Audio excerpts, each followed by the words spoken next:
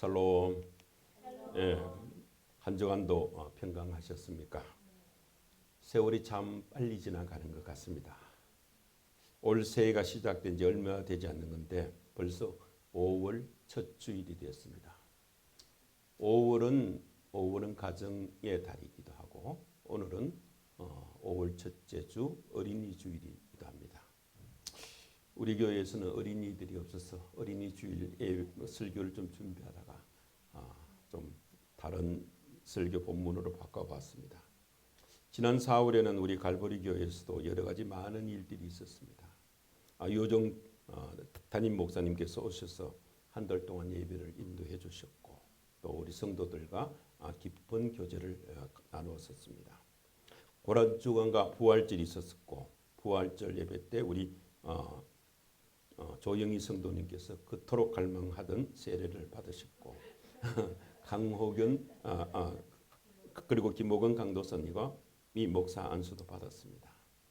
오늘은 부활절 후 네 번째 주일로 구원받은 성도가 그리스도인의 삶을 어떻게 살아야 하는지를 생각해 보는 시간을 갖도록 하겠습니다.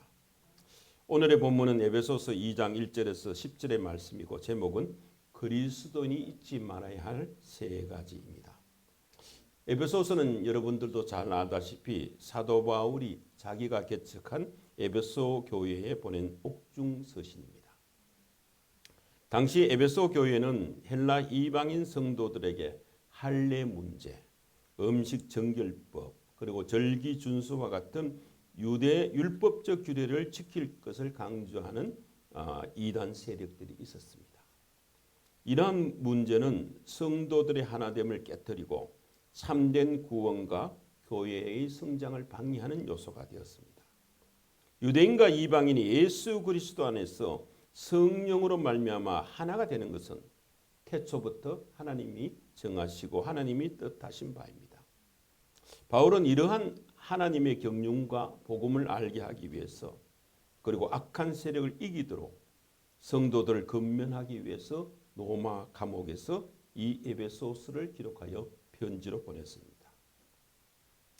오늘 읽은 본문의 1절에서 3절은 구원받은 그리스도인이 잊지 말아야 할 세 가지 중 첫 번째는 본질을 잊지 말라고 얘기합니다. 4절부터 9절까지는 두 번째로 은혜를 잊지 말라고 얘기합니다. 그리고 10절에는 마지막 세 번째로 삶의 목적을 잊지 말라고 당부하고 있습니다. 그럼 이 세 가지 우리가 잊지 말아야 할 것을 하나씩 설명해 보도록 하겠습니다. 1절부터 3절까지는 첫 번째 우리가 본질을 잊지 말라고 얘기를 합니다. 신앙인은 하나님 앞에서 항상 내가 누구인지를 생각하며 살아야 합니다. 세상의 모든 종교와 철학은 끊임없이 내가 누구인가를 묻고 있습니다. 자기 정체성을 아는 것이 종교와 철학의 출발점이 됩니다. 그런데 오늘날 우리 한국 교회의 가르침 속에서는 자신을 돌아보고 내가 누구인지 나의 정체성이 무엇인가를 점검하며 살라는 주문이 조금 부족한 것 같습니다. 내가 누구인가를 묻지 않는다라면, 자기 정체성을 분명히 알지 않는다라면 평생을 교회에 다녀도 교회 마당만 밟고 다니는 사람처럼 변화를 기대할 수가 없습니다. 나는 누구입니까? 물론 나의 정체성을 말할 때 나는 박혁거세 시조왕의 70세 손이고 본가는 밀양이고 규중 공파 26대 손으로 누구의 아들이고 누구의 남편이고 누구의 아버지라고 혈통적으로 자신을 소개할 수도 있고 나는 박을종입니다. 현재 목사이고 예전에는 이런 일을 했었습니다. 라고 자신의 이름과 직업, 과거의 공적으로 자신의 정체성을 나타내 보일 수도 있습니다. 그런데 성경에서는 오늘 읽은 본문 에베소서 2장 3절에서는 우리의 정체성을 본질상 진노의 자녀라고 말하고 있습니다. 우리는 본질상 다른 사람들과 마찬가지로 하나님의 진노에 하나님이 화를 내시는 진노의 대상이었다는 말입니다. 사도 바울은 죄인 중에 내가 괴수라고 자아를 발견 하고 나는 날마다 죽노라고 고백했었습니다. 바울의 정체성은 자신이 죄인 중에 죄인이고 괴수고 최고 죄인이었다는 말입니다. 바울은 또한 로마서 3장 9절과 10절에서 자신을 포함한 유대인이나 이방인이나 다 죄 아래 있는 죄인이고 의인은 한 명도 없다고 선언했었습니다. 오늘 본문 에베소서 2장 1절에서 10절에서도 그리스도인 우리들의 정체성을 본질상 진노의 자녀였던 죄인으로서 죄로 인해 죽었으나 하나님의 은혜로 다시 살아난 존재라고 분명히 말씀하고 있습니다.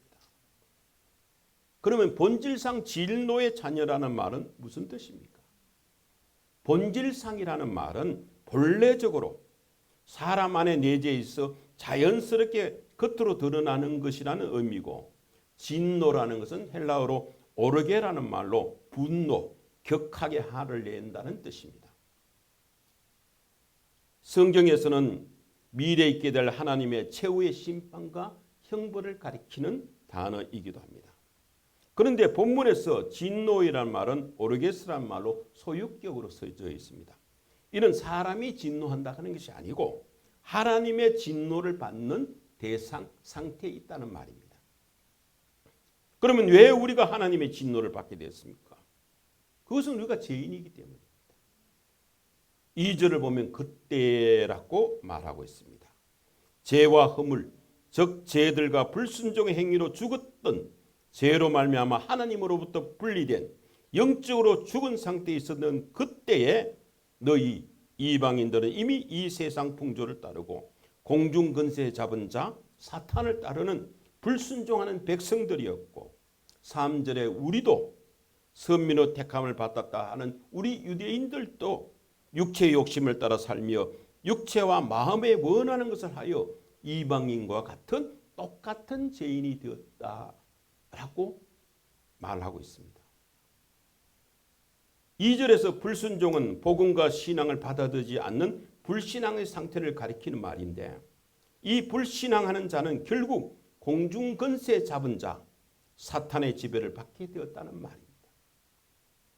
3절의 본질상 진노의 자녀라는 말은 유대인이나 헬라인이라는 혈통이 태어날 때부터 정해져 있는 것처럼 인간 존재가 첫사람 아담 안에서 하나님께 불순종하였으므로 모든 사람들은 본래적으로 하나님의 진노 아래 놓여 있다는 의미입니다.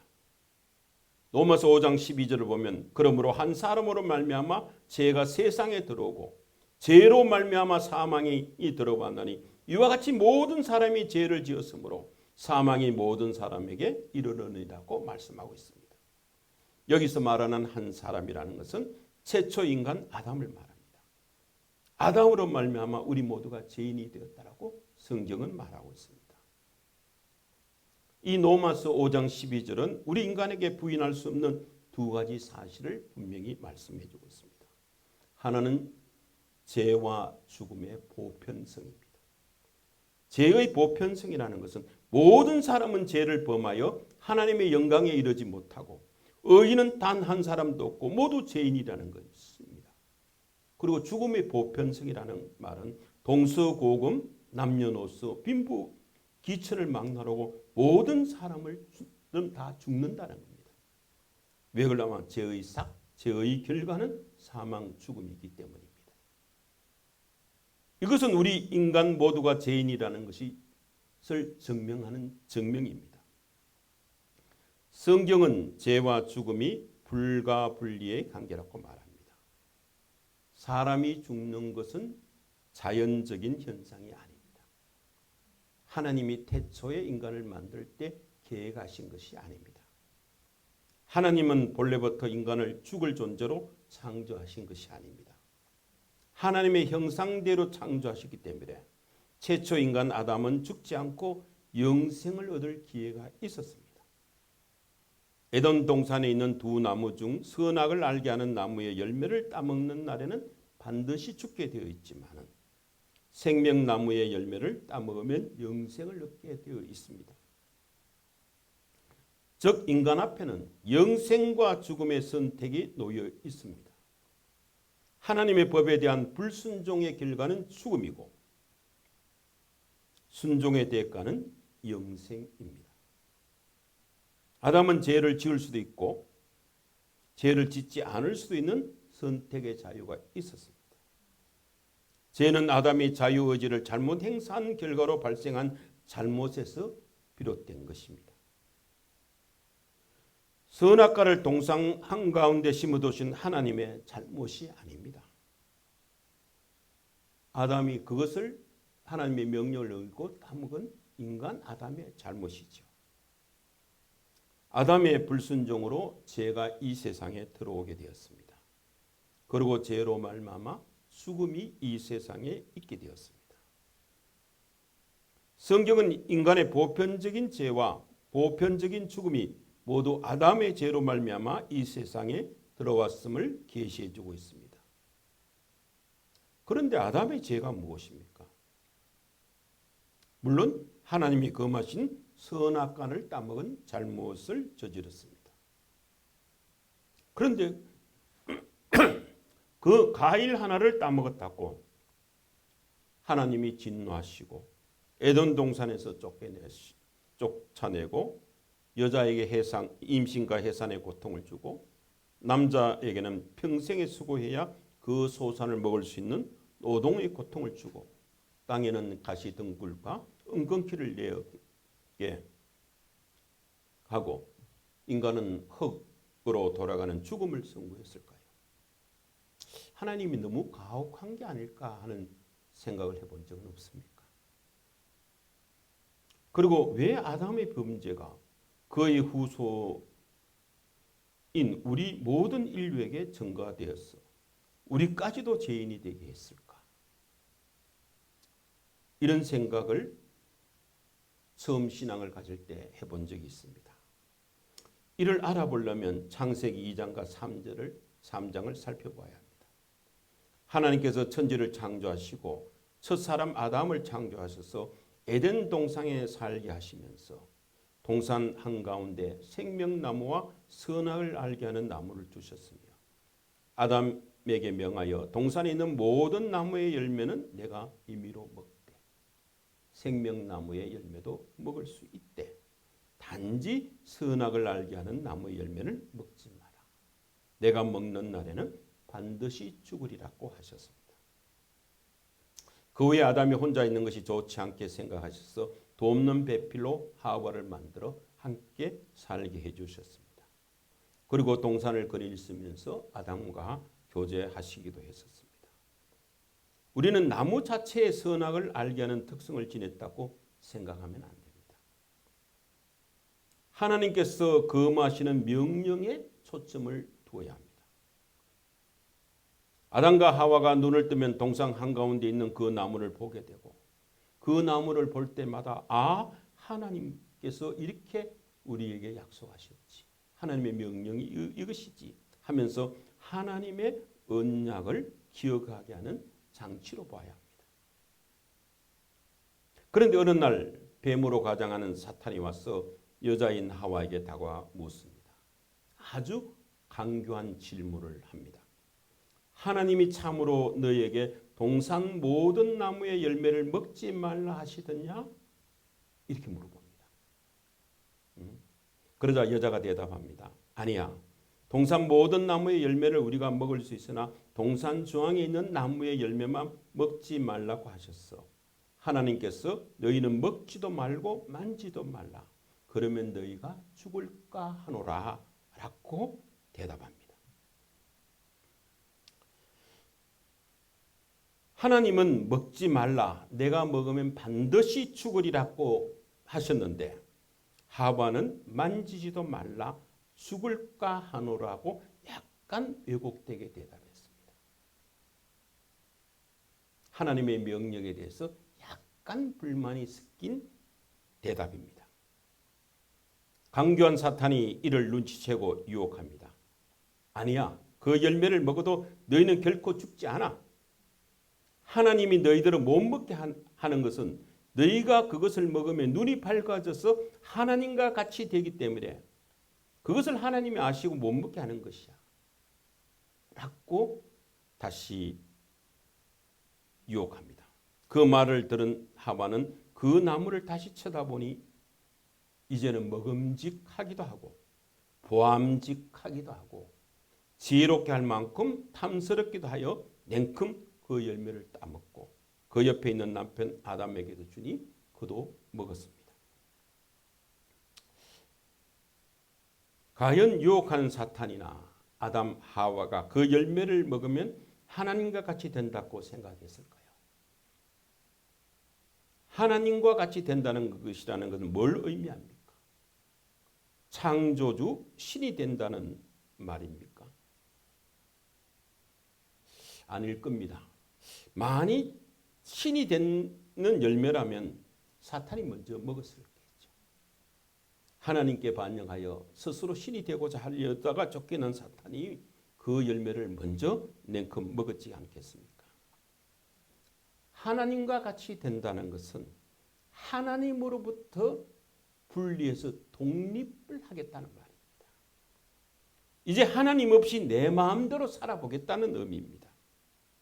사탄이 한 첫 질문, 하나님이 참으로 너희에게 동산 모든 나무의 열매를 먹지 말라 하시더냐 말은 너희들 자유가 없지. 너희 마음대로 살 수 없잖아. 일일이 하나님의 간섭을 받고 사는 것이 좋니? 하는 이런 의미의 말입니다. 두 번째 하는 말, 아니야. 너희가 결코 죽지 않아. 너희가 그것을 먹는 날에는 너희 눈이 밝아져 하나님같이 되는 것이야 하는 유혹은 이제 그 열매를 먹고 하나님으로부터 독립해. 너희 마음대로 자유롭게 살면 훨씬 더 행복해질 것이야 라는 말입니다. 아담은 사탄이 하와를 유혹할 때 그 옆에 있었지만 말리질 않았습니다. 오히려 하와가 주는 그 열매를 냉큼 먹고 하나님께는 여자를 핑계대고 오히려 여자를 만든 하와를 만드신 하나님께 책임을 돌리려고 합니다. 아담과 하와는 하나님께 죄를 지었습니다. 그 죄의 결과는 흙으로 돌아가는 사망입니다. 하나님께서 죽음을 주신 게 아닙니다. 원래 흙으로 만든 인간이 흙으로 다시 돌아가는 하나님의 내버려 두심의 사망입니다. 우리가 죄를 지면 하나님께서 우리를 구원해 주시지 않으면 그냥 우리는 죄인이기 때문에 사망으로 갈 수밖에 없습니다. 그건 하나님의 내버려 두심에 있습니다. 죄라는 것은 열매를 따먹은 행위가 아니고 하나님의 명령을 거역하고 하나님으로부터 떠난 것을 말합니다. 하나님이 이제 나의 창조주, 나의 주님이 아니고 나와는 상관이 없으며 이제 내가 내 인생의 주인이다. 내 마음대로 살 것이냐 하는 선언을 의미합니다. 헬라어로 죄를 하마르타노라는 말로 씁니다. 원뜻은 간역에서 벗어났다. 정조중에서 벗어났다는 뜻입니다. 하나님으로부터 벗어난 것이 죄입니다. 하나님에 대한 불순종이고 이것이 하나님 창조주 하나님을 대적하는 행위입니다. 바울은 죄의 삭은 사망, 곧 죽음이라고 했습니다. 로마서 6장 23절에서 말씀하고 있습니다. 삭이라는 말은 헬라어로 옵소니온이란 말로 군인이나 용병에게 주는 품삯, 급료, 월급, 보수 이런 것을 지칭하는 단어입니다. 그래서 바울이 하는 말, 죄의 삭은 사망이라는 말은 우리가 사탄의 용병으로 고용되어서 사탄의 왕국을 위해서 싸워주면, 즉 죄를 지어주면 그 품삯 보수로 죽음을 주겠다는 이런 말입니다. 도대체 죄가 무엇이기에 죄를 지으면 죽음이 품삯으로 주어집니까? 남을 정오하고 악을 도모하는 생각으로 짓는 죄나 남에게 욕하며 상처를 주고 거짓말하고 해를 끼치는 말로 짓는 죄나 남을 때리고 사기치고 도둑질하고 살인하는 등 행동으로 짓는 구체적인 실행죄는 죄의 결과로 나타난 다양한 현상에 불과하지 죄 자체는 아닙니다. 죄의 본질은 창조주 하나님에 대한 피조물 인간의 보여준 옳지 못한 태도를 말합니다. 인간이 하나님께 의존하고 순종하는 것을 속박의 상태로 생각하고 자기 뜻대로 자기 마음대로 살고자 하나님께 대항하여 자기를 주장하고 독립을 선언하고 하나님으로부터 벗어난 것이 죄입니다. 하나님으로부터 난 죄를 지지는 인간, 죄인은 그 결과로서 살인하게 되고 사기치고 되고 도둑질하게 되고 남을 속이게 됩니다. 생명의 근원이 되신 하나님 안에 있으면 생명이 있고 하나님을 벗어나면 흙으로 돌아가 죽음이 있을 뿐입니다. 우리는 본질적으로 죄인이고 죽을 수밖에 없는 인간이고 하나님의 진노의 대상이 되는 진노의 자녀이었고 죄인이었습니다. 이것이 우리의 정체성입니다. 우리가 예수 그리스도를 믿기 전에는 우리가 이런 상태였다라고 성경에서는 얘기하고 있습니다. 두 번째 우리가 잊지 말아야 하는 것은 4절부터 9절까지 은혜를 잊지 말라고 합니다. 우리가 전도할 때 일반적으로 그렇게 하죠. 당신 죄인입니다. 죄를 고백하고 회개하십시오. 예수 그리스도께서 우리의 이 죄를 대속해서 십자가에 달려 죽으심으로 우리 죄를 모두 사해 주셨습니다. 이제 예수 그리스도만 믿기만 하면 구원받습니다. 라고 우리가 전도를 합니다. 그런데 저때 주로 우리가 듣는 말은 전도 대상자 그랬습니다. 내가 무슨 죄 지었단 말인가? 내가 뭐 살인했습니까? 도둑질했습니까? 이렇게 반문합니다. 살인과 도둑질은 죄의 본질이 아니고 죄인이 행하는 죄의 열매입니다. 예수님께서는 마음의 음욕을 품는 것도 간음이라고 했으니 당신이 나쁜 생각이나 뭐 조금만 잘못도 한 적이 없어? 이렇게 재차 물어보면 사람들은 다 생각해 보지요.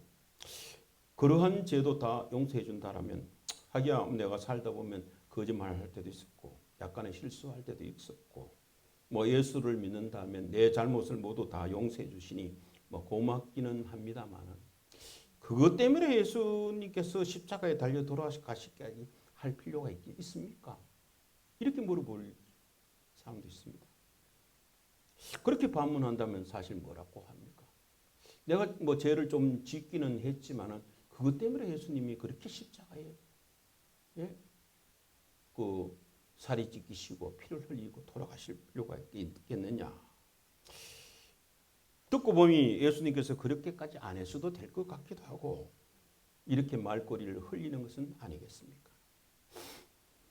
하나님께서 인간이 하나님을 떠나 독립해서 자기 마음껏 살겠다고 선언했을 때 이것은 인간에게 완전한 자유가 아니고 사탄, 공중근세 잡은 자, 사탄의 지배 아래 들어간다는 것을 하나님께서는 아셨습니다.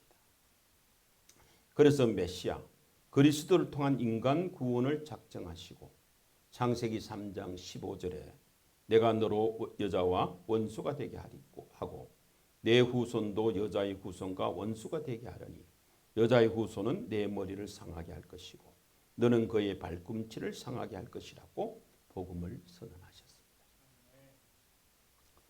이후 하나님께서는 아브라함을 선택하시고 그의 후손들을 출애굽시키어 홍해를 건너 구원해 주시고 시내산에서 율법을 주어 제사 제도를 통해 한시적으로 속지 않은 방법을 알려주셨고 가나안 땅에 정착시켜 하나님의 백성으로 살아가게 하셨습니다. 그런데 가나안에 정착한 이스라엘 백성들은 하나님께 불순종하고 우상을 섬기는 죄를 여전히 저지르고 있어서 선지자들을 보내서 돌아오라고 경고도 했지만 오히려 선지자들을 죽이고 박해하며 하나님께 드리는 제사는 형식적으로 흠이 있는 제물을 드리는 반역 행위를 일삼게 되었습니다. 그래서 하나님께서는 이스라엘이 아수르와 바벨론의 침공을 당해 멸망하고 성전이 파괴되고 헬라와 로마의 지배를 받게 되는 아픔을 겪게 하는 가운데에서 본문 4절의 말씀과 같이 국률이 풍성하신 하나님께서 자비하신 하나님께서 인애와 사랑이 풍부하신 하나님께서 우리를 사랑하신 그 큰 사랑으로 인해서 구원해 주시려고 예수 그리스도를 이 땅에 보내셨습니다. 예수 그리스도의 십자가 죽음은 예수님 스스로가 유월절의 어린 양이 되셔서 구약 레위기 제사 제도의 희생 제물이 되시고 인류와 우리의 죄를 대속하셔서 하나님과 다시 화해를 이루게 하셨습니다. 구약의 제사는 하나님과 화해를, 내 죄를 사해 주신 하나님과 화목할 수 있는 제물이 되는, 그것을 바치는 제사인데, 예수님 스스로가 화목 제물이 되어서 희생 제물이 되어서 돌아가심으로 우리 인간과 하나님이 갈라진 그 틈을 메워주시고 하나님과 다시 화해되는 길을 열어주셨습니다. 예수 그리스도의 사랑과 십자가 보혈의 공로를 믿고 입으로 시인하면 죄로 인해 하나님으로부터 멀어져 있던 우리가 이제 다시 하나님의 품으로 들어가고 하나님의 자녀가 되는 권세를 얻게 되었다는 말입니다. 우리가 하나님으로부터 독립한다고 떠났지만은, 인간이 하나님으로부터 독립해서 떠나면서 자유롭게 살 것 같았지만은 실상은 사탄의 권세, 지배 아래 들어가 있던 우리가 하나님을 다시 주님 주인으로 모시고 하나님을 아버지라고 부르며 하나님 품 안에서 다시 돌아와 평안과 영생을 누리게 되었다는 말입니다. 우리가 예수 그리스도를 믿는다고 할 때 예수님에 대해서 무엇을 믿는 것입니까? 예수 그리스도를 믿는 믿음의 내용이 무엇입니까? 그것은 첫째, 예수 그리스도는 살아계신 하나님의 아들이라는 것을 우리가 믿는 겁니다. 성육신하신 하나님이라는 것을 믿는 것입니다. 예수 그리스도께서 하나님이시라는 의미는 이 세상 어떤 것으로 대체가 불가능한 존재랍니다. 죄인은 죄인을 구원할 수가 없습니다. 우리 인간은 스스로 구원할 수가 없습니다. 하나님이신, 죄 없으신 하나님의 아들이 우리 죄를 대속해 줄 때만이 우리가 구원을 이룰 수가 있습니다. 두 번째, 예수 그리스도는 구원자이시라는 것이죠. 우리의 죄를 대속하시기 위해서 죄 없으신 분이 죄인을 위해서 대신 죽어주신 유일한 분이 예수님입니다. 셋째는 예수님이 부활하신 분입니다. 우리가 부활을 믿지 않는다면 그거는 우리가 참된 그리스도인이 아닙니다. 우리의 죄를 대속하시기 위해서 죄 없으신 분이 대신 죽으셨지만은 예수님은 죄 없으신 분이기 때문에 죄의 삭신 사망이 죽음이 그를 지배할 수가 없습니다. 그래서 하나님께서 예수님을 다시 살리신 겁니다. 죄 없으신 분이기 때문에 죽음의 지배 안에 들어갈 수가 없습니다. 예수님이 다시 살아나셨다는 것은 바로 예수님이 하나님의 아들이시고 죄 없으신 분이고 그 예수를 믿는 우리도 다시 부활하겠다는 소망이 있게 됩니다. 예수님께서 사망의 권세를 깨뜨리고 부활하셨다는 것을 믿는 우리도 죽음의 권세를 이기고 하나님 품 안에서 영생을 누리게 되었습니다. 이것은 우리의 행위나 공로가 아니고 전적으로 하나님의 은혜라는 것이 오늘 성경에서 나오는 우리가 잊지 말아야 할 두 번째 사항입니다. 구원은 우리의 행위가 아닌 하나님의 은혜의 결과입니다. 바울은 죄와 허물로 죽었던 우리가 살아난 것은 하나님의 사랑과 긍휼 때문이라고 분명히 말하고 있습니다. 하나님은 죄로 인해 죽을 수밖에 없었던 우리를 사랑하셔서 독생자 예수 그리스도를 우리의 죄값으로 감당하게 하심으로 하나님과 다시 회복되는 구원의 길을 마련해 주셨습니다. 이후로는 누구든지 예수 그리스도를 믿으면 그 죄는 그리스도께 전가되어 그리스도와 함께 죽고 대신 예수 그리스도의 의를 얻어 그리스도와 함께 살아나 하나님의 자녀가 되고 하늘나라 백성이 됩니다. 하나님께서 이러한 은혜를 베푸신 것은 하나님의 사랑이 얼마나 풍성한지를 여러 세대에게 나타나시기 위함이라고 오늘 성경에서 말하고 있습니다. 복음은 우리 세대의 우리의 전유물이 아닙니다. 오는 세대, 다음 세대를 위한 것이기도 합니다. 우리의 사명은 그러기에 복음을 다음 세대에 전하는 것이 우리의 사명이 됩니다. 세 번째, 우리가 잊지 말아야 하는 것은 삶의 목적을 잊지 말아야 됩니다. 구원받은 우리가 어떻게 살아야 되는 것을 10절에서 말씀하고 있습니다. 10절에서 우리는 그가 만드신 바라 그리스도 예수 안에 선한 일을 위하여 지으심을 받은 자니 이 일은 하나님이 전에 예비하사 우리로 그 길 가운데 행하게 하려 하심이라고 말씀하고 있습니다. 예수님의 십자가 보혈로 구원받고 새 생명을 얻은 그리스도인이 된 우리의 삶의 목적은 예수 그리스도 안에서 선한 일을 하기 위함입니다. 성경에서 선이라는 말은 헬라어로 아가도스라는 말로 하나님에 대한 인간의 신앙과 불가분한 관계를 맺고 있는 말입니다. 궁극적으로 선이라는 것은 단순히 착함이 아니라 오로지 하나님과 인간 사이의 인격적인 관계에서 실행될 수 있는 것으로 보았습니다. 히브리서에서 선, 좋은 일은 영원한 속죄와 살아계신 하나님을 섬기는 것, 즉 죄와 죽음의 세력에서 구원받아 살아계신 하나님과 교제하고 하나님을 섬기는 일이라고 말하고 있습니다. 하나님의 선하심은 예수 그리스도를 통하여 좋은 일을 베푸시는 그 자비, 그 궁혈을 말하고 있습니다. 그러므로 우리 인간이 새로운 삶의 기회를 부여받은 것은 우리가 구원받은 이유는 오로지 예수 그리스도 안에서만 가능하다는 말씀입니다. 우리 인간은 하나님의 선하심 속에서 예수 그리스도를 통해서 그것을 나누어 받는 한에 있어서만 선하고 선을 행함으로써 다른 사람에게도 예수 그리스도의 사랑을 전할 수가 있습니다. 하나님의 은혜 받은 사람의 특징은 선한 일을 행하는 삶입니다. 빛과 소금이 되는 삶입니다.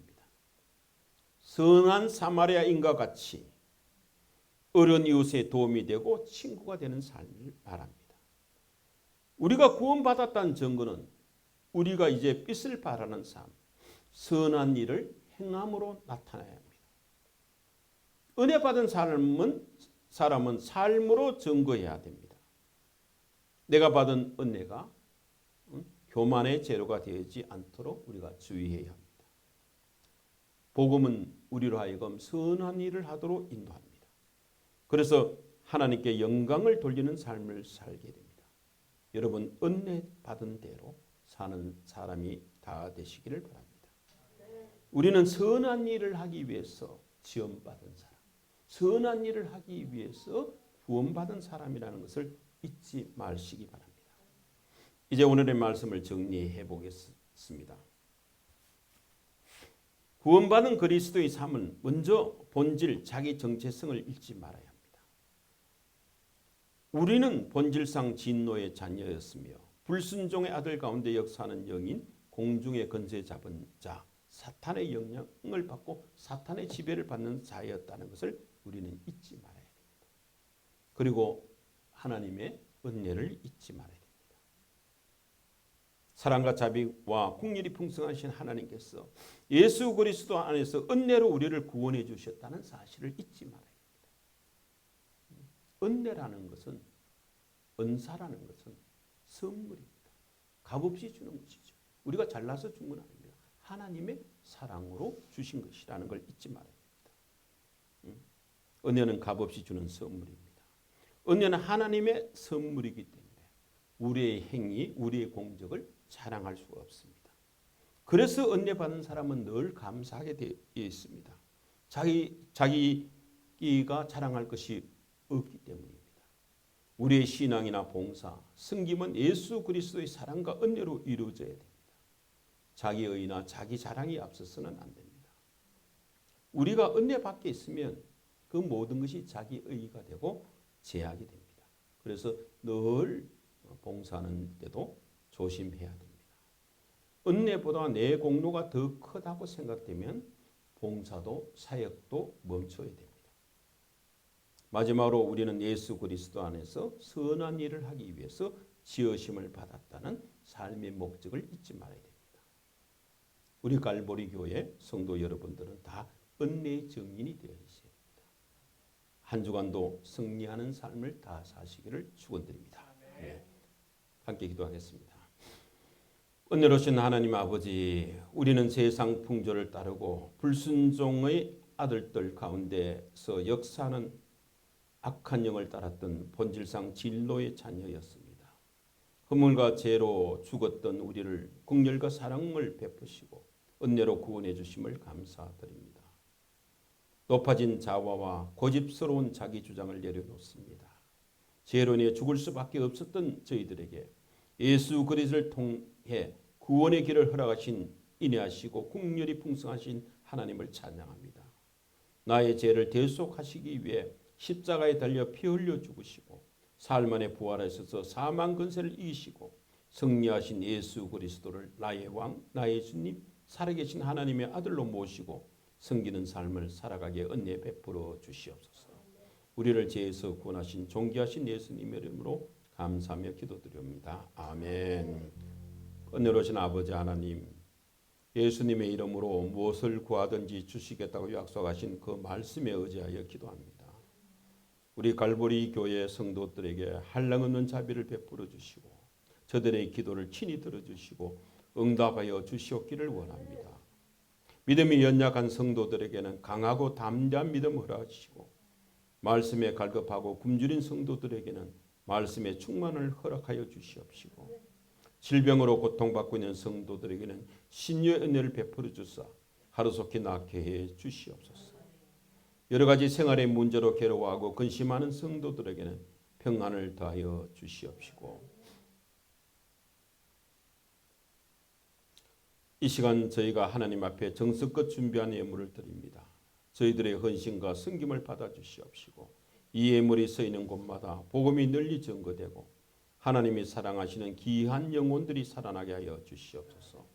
거룩하신 예수님의 이름으로 감사하며 봉헌 기도드리옵나이다. 아멘.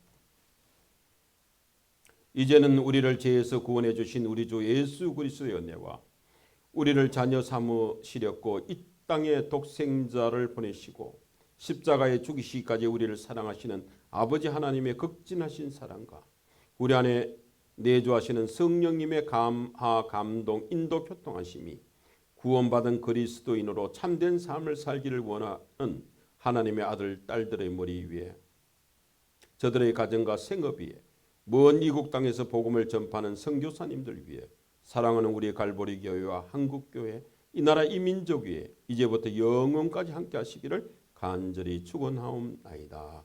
아멘.